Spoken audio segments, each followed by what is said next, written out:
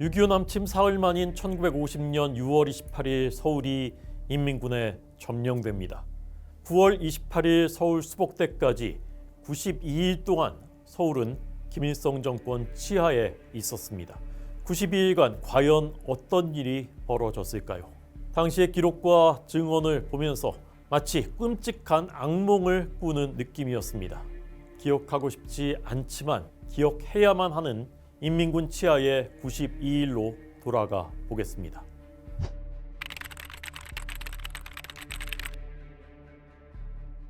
당시 서울 시민 143만 6천 명 가운데 피난을 떠난 사람은 40만 명가량이었습니다. 이 가운데 80%가 북한에서 월남했던 시민들로 추산됩니다.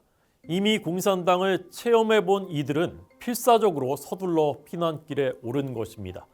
나머지 20%는 정부 관료, 우익인사, 군인, 경찰관과 그 가족들이었습니다.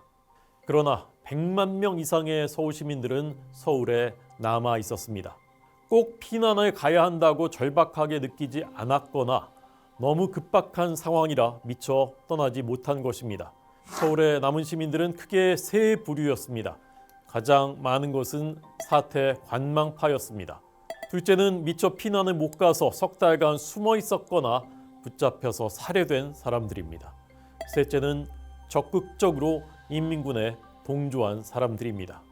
흥분과 긴장 속에 서울에 들어와 보니 인민군 입성 환영 포스터와 깃발이 군데군데 있었다. 조국 통일의 명분을 내세우고 탱크 부대로 밀고 내려온 우리에게는 일종의 감격이었다. 그러나 나는 곧 대부분의 시민들은 냉랭하고 생기가 없다는 것을 눈치챌 수 있었다. 철모르는 어린아이들만이 호기심과 공포에 엇갈린 눈초리로 거리를 쏘다니는 것을 볼 수 있었다. 하루 이틀 지나는 사이 서울 시민들은 혼란 속에 자기 살 길을 찾아 헤매는 것 같았다. 이들의 얼굴에는 상황의 추이를 살피는 조심성이 역력히 나타났다. 당시 인민군 105 탱크사단 정치장교로 서울에 입성했던 오기환의 증언입니다. 6월 28일 오전 11시 30분 김일성은 인민군 전차부대를 중앙청과 서울시청 앞에 세워놓고 서울 점령식을 거행했습니다. 이어 중앙청 지하실의 전선사령부에서 축하 파티가 열렸습니다. 서울대 사학과 교수였던 김성칠은 서울에 남은 시민 중 첫 번째 부류, 즉 관망파였습니다. 스스로 대한민국에 그다지 충성을 바치지 않았고 언제든 한 번은 인민공화국 백성이 될 것을 예견했던 사람이었습니다. 그는 인민군 치하의 92일을 일기로 남겼습니다. 남침 사흘 만인 6월 28일 이미 서울 거리에 붉은 길을 흔들며 만세를 부르는 사람들이 나타났다. 학교부터 인공기가 나부끼더니 7월 초에는 집마다 인공기가 걸리고 담벼락엔 인민공화국 만세, 영명한 김일성 장군 만세, 스탈린 대원수 만세 등의 벽보가 붙었다. 남녀 학생들의 인민공화국 지지 시위는 매일 벌어졌고 대한민국의 장관, 학자들이 라디오에 나와 이승만 역도를 비난했다. 시인이자 정치인이었던 모윤숙은 두 번째 부류, 즉 미처 피난을 떠나지 못해 목숨을 걸고 3개월 동안 숨어 있었던 사람이었습니다. 남산에 올라갔다가 신촌의 김환란 박사댁으로 가려고 남대문 쪽으로 내려올 때 몸서리 치는 광경이 벌어졌다. 북괴군 대열이 오토바이를 타고 노도 광풍처럼 깃발을 흔들며 호기 있게 행진하고 길가에는 시민들이 어느새 마련했는지 적기를 흔들며 환호하고 있었다. 어제까지 태극기를 든 대한민국의 시민이었던 이들이 하룻밤 사이에 마음이 변해 북괴 만세를 부르다니 기가 막히고 눈앞이 캄캄해졌다. 서울 시민의 무서운 변절에 온몸이 사시나무처럼 와들와들 떨렸다. 서울역 쪽에서는 국군포로 약 200명에 대해 무시무시한 학살을 벌이고 있었다. 서울역 본관으로 들어서면서 오른쪽에 석탄 더미와 창고가 있는데 따발총으로 마구 난사해서 시체를 창고 속에 쳐넣었다. 인민군은 놀라운 속도로 서울의 행정과 조직을 속속들이 장악했습니다. 남로당 출신인 점령지역 분정 요원들이 인민군과 함께 서울로 입성했고 서울에 있던 좌익 세력이 앞잡이 노릇을 했기 때문입니다. 지역과 직장마다 조직이 만들어져 감시, 밀고 우익인사와 군경가족 색출에 앞장섰습니다. 무엇보다 삽시간에 공산체제를 확립한 배경에는 공포심 조성이 있었습니다. 가장 효과적인 무기가 인민재판이었습니다. 인민재판은 주로 남한 실정을 잘 아는 남로당원들이 자행했지만 남한의 반대자는 가차없이 처단하라라는 김일성 지령을 집행한 것이기도 했습니다. 미리 짜놓은 각본에 따라 잔인한 처형이 집행됐고 특히 인민군이 후퇴할 무렵에는 무수한 학살이 자행됐습니다. 청계천, 용산 철로변의 개천을 헤매며 인민재판을 받고 죽은 전영환 씨의 시체를 찾았다. 그자들이 죽인 사람들의 시체가 여럿 내버려져 있었다. 시신을 거적대기로 덮고 구루마를 끌고 나섰는데 지금의 한일극장 앞에서 거적대기 아래로 신음소리가 들렸다. 다른 사람들은 듣지도 못하고 나만 겨우 들은 가냘픈 소리였다. 반도병원으로 가면 죽지 않은 것이 탄로 날 것 같아 단성사 쪽 공립병원으로 가서 수술대 위에 올려놓았는데 의사고 간호원이고 손을 못 쓰고 기막힌 표정으로 서 있기만 했다.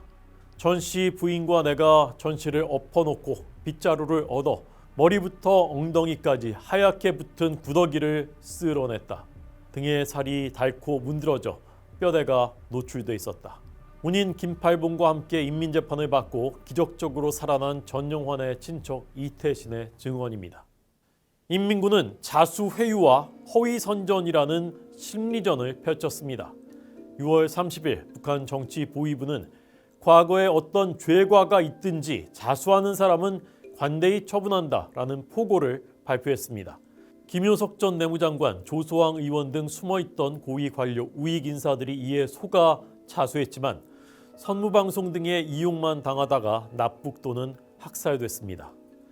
납북자 수가 엄청났던 것은 자수 권고를 믿고 나타난 사람이 많았기 때문입니다.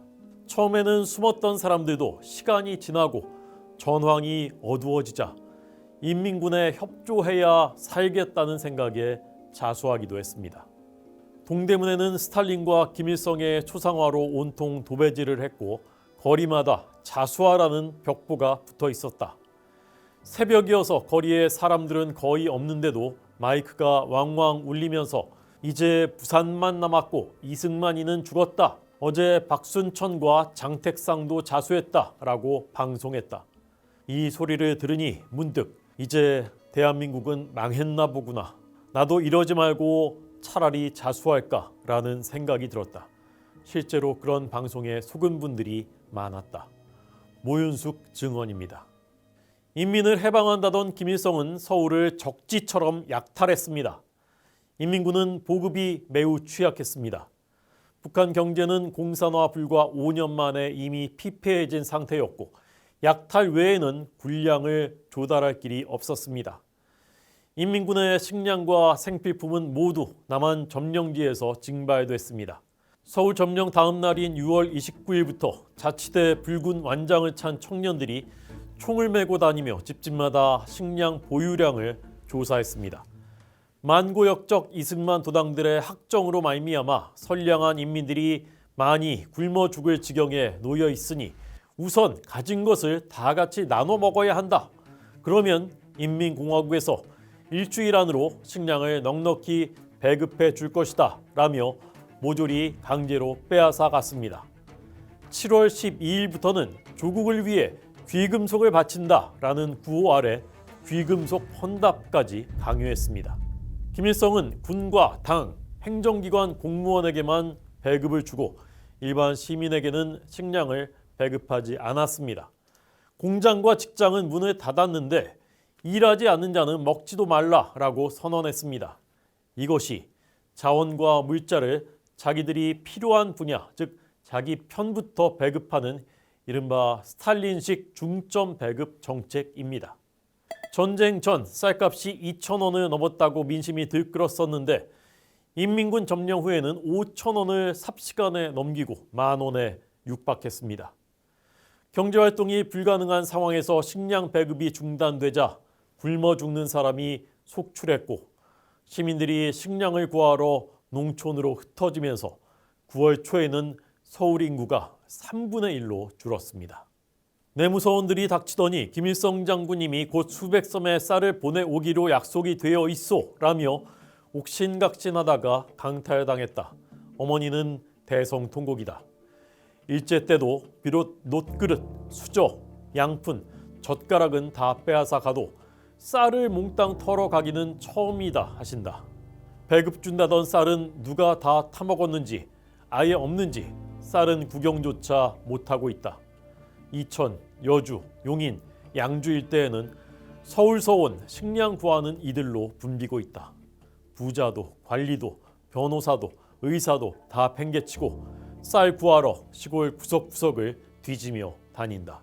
이현희 성신여대 명예교수의 증언입니다.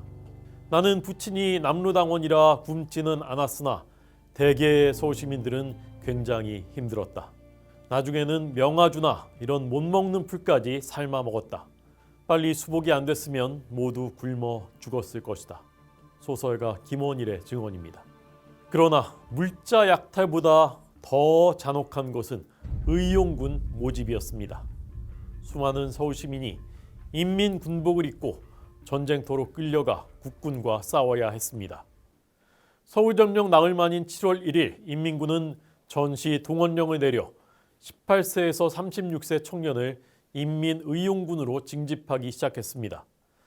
처음에는 전쟁을 다 이긴 줄 알았던 좌익 세력이 해방전쟁에 공을 세우려고 입대했습니다.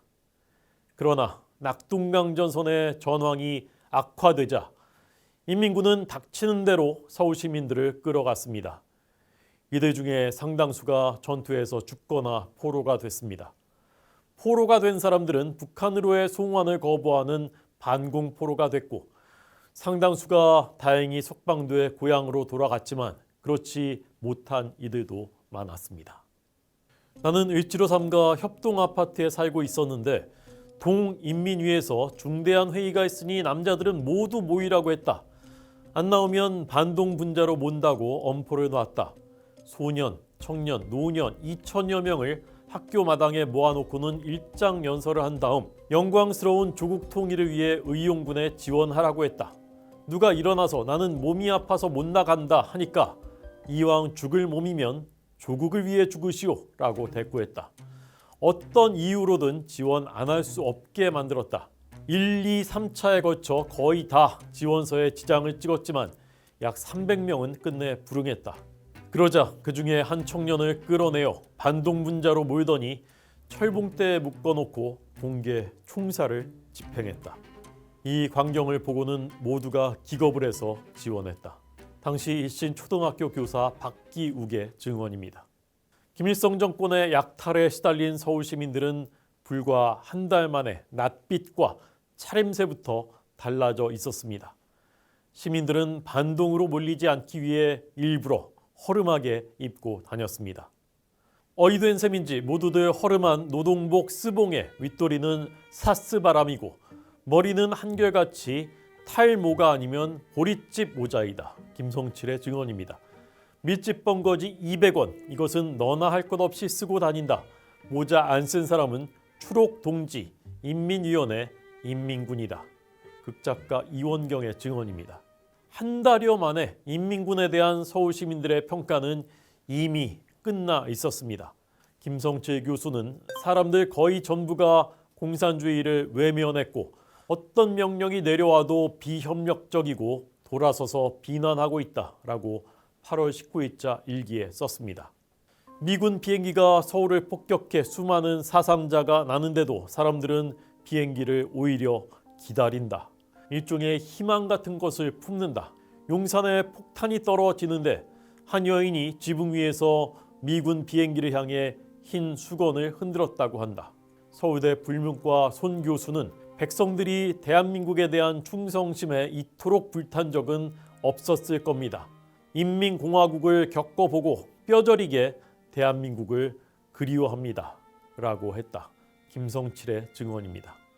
9월 15일 인천 상륙작전이 성공하고 9월 16일 미군과 국군의 포성이 서울에서도 들리기 시작했습니다. 서울 시민들은 기대와 흥분에 휩싸여 잠을 이루지 못했습니다. 21일에는 좌익 세력이 철수 준비를 시작했습니다. 마침내 서울이 수복된 9월 28일 굶주린 서울 시민들은 인민군 군수물자를 약탈했습니다. 그러나 인민군 치하 석 달 그리고 철수 과정에서 이미 많은 사람이 목숨을 잃은 상태였습니다. 전국에서 16만 5천 명이 살해되고 12만 2천 명이 납북됐습니다. 서울에서만 민간인 9,500명이 학살되고 4,200명이 납북됐습니다. 김일성 치하 석 달을 겪은 서울 시민들의 평가는 이 한 문장이었습니다. 92일은 지옥이었다.